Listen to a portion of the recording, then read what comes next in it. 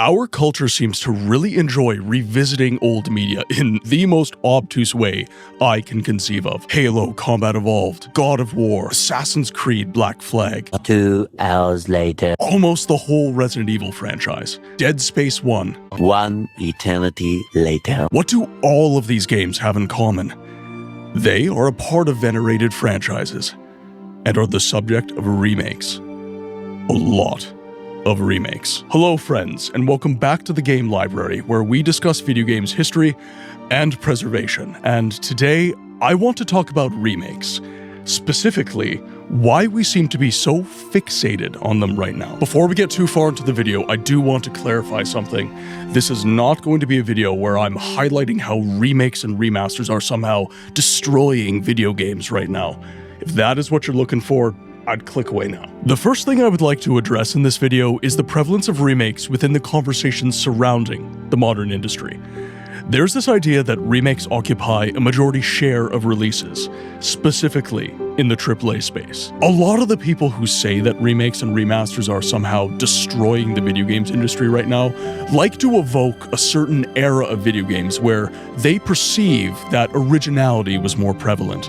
But contrary to what a lot of the naysayers will tell you, the remake and remaster sector of the video games industry has been around since the inception of the industry, with some of the earliest examples releasing in the 90s. And ultimately, remakes and remasters comprise a grand total of 0.08% of all of the games ever made from the math I was able to do, stitching together various sources. Even if you feel like this is picked up in, say, the last decade, where we actually have really good information on how many games have released and how many of those games have been remakes, you're still wrong. Between 2015 and 2025, over 119,000 games were released. Only 99 of those were remakes. That is still only 0.08%. Even if you decide to include HD re-releases and remasters of games, that is still only 0.2% of the pie. Just to drive the point home even farther, I'm going to really give the devil his due here. I'm going to indulge the idea that where remakes and remasters edge out the rest of the industry is in sales. After all, most remakes and remasters are AAA releases, and of a very prestigious nameplate. If we use our timeline of 10 years, the video games industry made between $1.9 and $2.1 trillion, with remakes comprising approximately $1.4 billion of that revenue in just a single year. Since we don't have concrete numbers on every game, we can expound that 1.4 billion number to 14 billion over the 10-year timeline. That's 0.7%, conservatively, still not even 1% of the take. And just to be clear, the only time where remakes and remasters take more than 10% of the output of video games is when you look specifically at AAA. When you do that, it maths out to something like 12% per year. With all of that out of the way, there are two things we can say with certainty. Number one, this trend has a tenure of more than 20 years within the video games industry. And number two, that this trend occupies the public imagination due specifically to the prevalence of venerated franchises within the trend. In those 20 years, there have been a lot of critiques of remakes and remasters. On one hand, you have people talking about the corporatism surrounding this trend and the enslopification of games writing.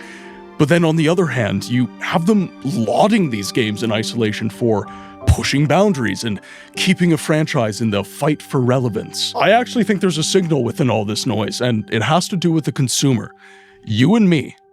You see, the existence of remakes and remasters is super easy to explain on the part of developers and publishers. I like money. But us? The consumers buying these games?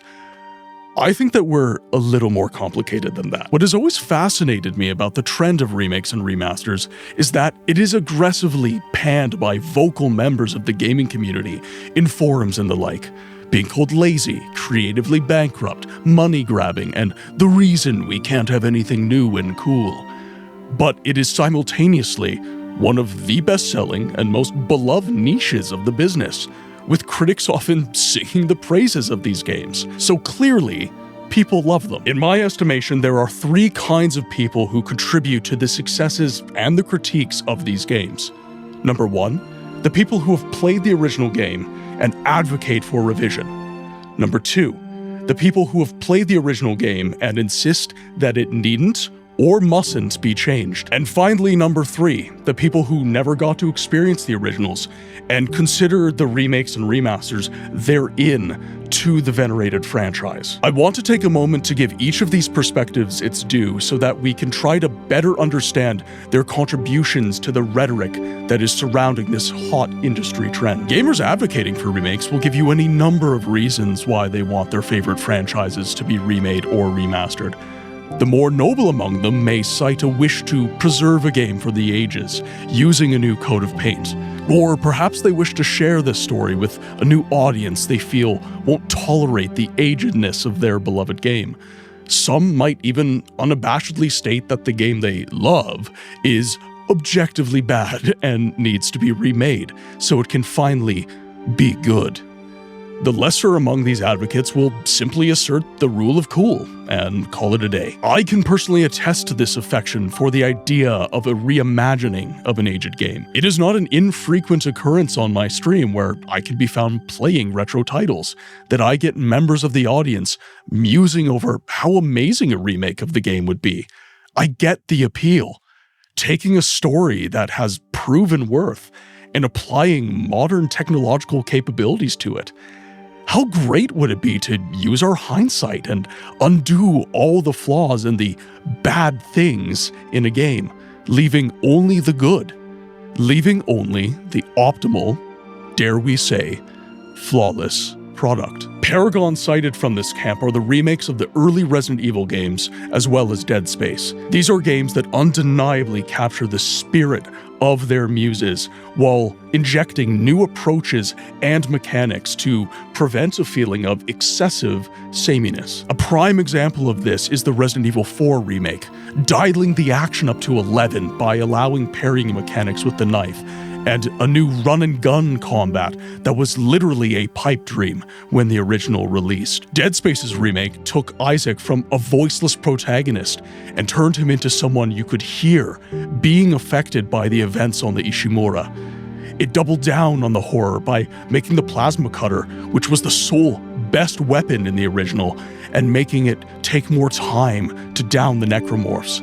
It took the spirit of what you felt in 2008 with the original, and it dialed it up to 11. For those against revisionist media, they would argue the problem with this line of thinking is that the games in question simply do not need remakes, and that the emphasis on remakes is sapping precious budget from new intellectual properties that could be pushing the envelope of narrative and spectacle within video games. To be candid, this is a sentiment I share. To an extent, I agree that many of these titles hold up amazingly well, even today. When we examine the games that have been getting the remake treatment lately, we might find some gameplay loops that do feel a little clunkier as we continue to push boundaries in UI and fidelity. But ultimately, if the game was ported well and ran as it did on original hardware, even a new player would have a good time with the game. You cannot honestly tell me that Halo Combat Evolved, even on original hardware, feels bad to play, yet it's getting a remake. You cannot tell me that Assassin's Creed Black Flag, or hell, even the original Assassin's Creed, feels legitimately bad to play, yet Black Flag is getting a remake. Resident Evil 4, Ocarina of Time, Dead Space. Look, you get the point. These games are legends for a reason. The original games were fun to play then, and they are still fun to play now. But to say these games are inhibiting the industry from giving us new narrative and spectacular experiences is missing the script a bit. Titles like Ghost of Tsushima, Clair Obscur, Hollow Knight, Silksong, Pacific Drive, Elden Ring, Warframe, they show us that the gaming industry can, and does, give us new franchises that are capable of commercial and critical success. Now, you might think that these two camps are irreconcilably at odds with each other, but there's one complaint that I've keyed on that I see both of them share. You've ruined the vibe. It feels nothing like the original experience. Now, as a game preservationist, I couldn't agree more. A remake is not the same as the original game. It has simply been advertised to you as a game that is containing the essence of that original title you love. A remake isn't preservation of the original game. It is revisionism and, at best, the preservation of a nameplate. Now enters the new player who was either too young to experience what people were calling peak gaming, or hell, maybe they didn't even exist. They feel distanced from it, like they're sitting outside looking through a window while somebody enjoys a delicious meal while they starve, unable to join in, and now finally, they can. They advocate for these remakes stridently because they feel technologically detached from the original media. They don't know what a CRT television is. They don't know what 16-bit games look like. They don't care that this is a remake. It's a game they can finally relate to, a game that they can feel is theirs.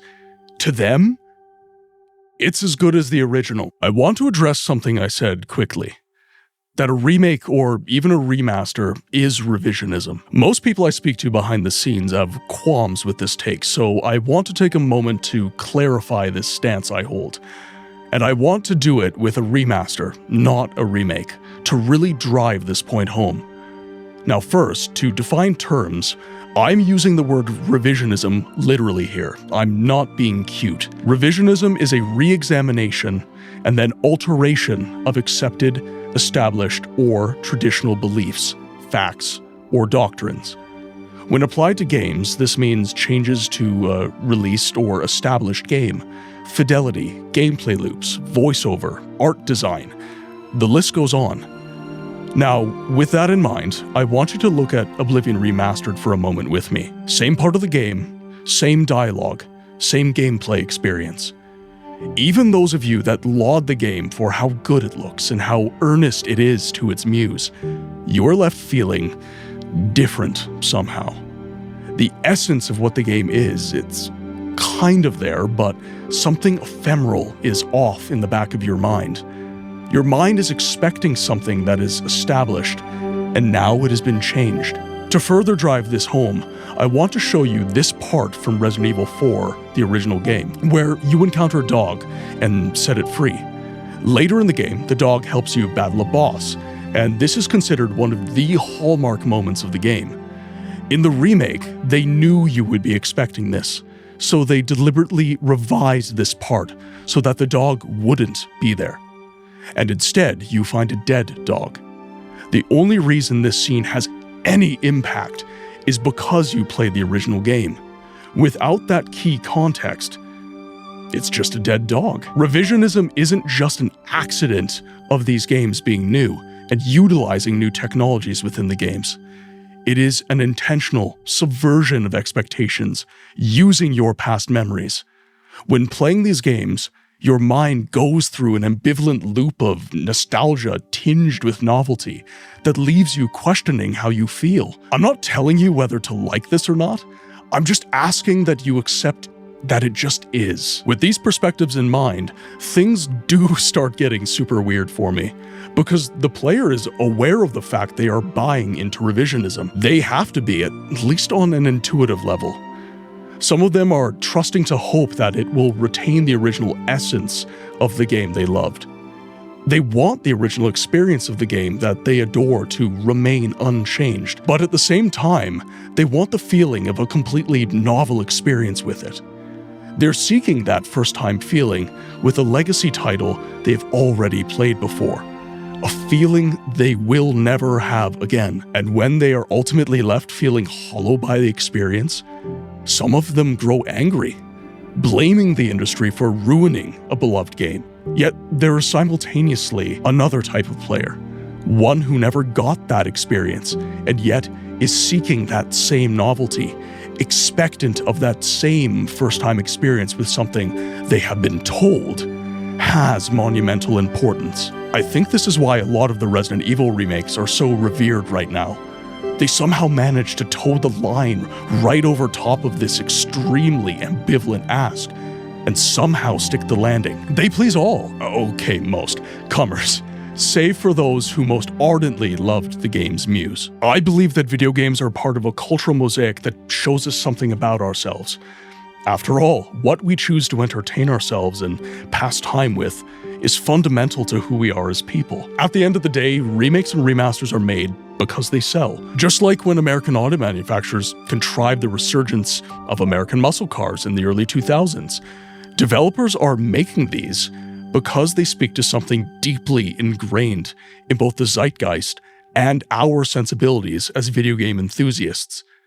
These games are a perceived way for many to reconnect with a past self, or a self that was never realized and was so ardently yearned for. These emotions are powerful.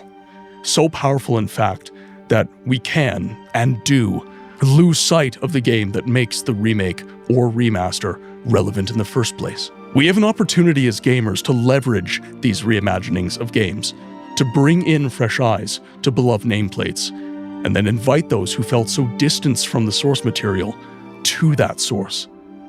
Show others the original experience so they too can enjoy what they have to offer. It doesn't have to be one or the other. We can do both. My friends, thank you so much for watching if you've made it to the end of the video. Please don't forget to like, comment, and subscribe if you haven't already. And until the next video, I ask that you be well, and I will see you on the next one.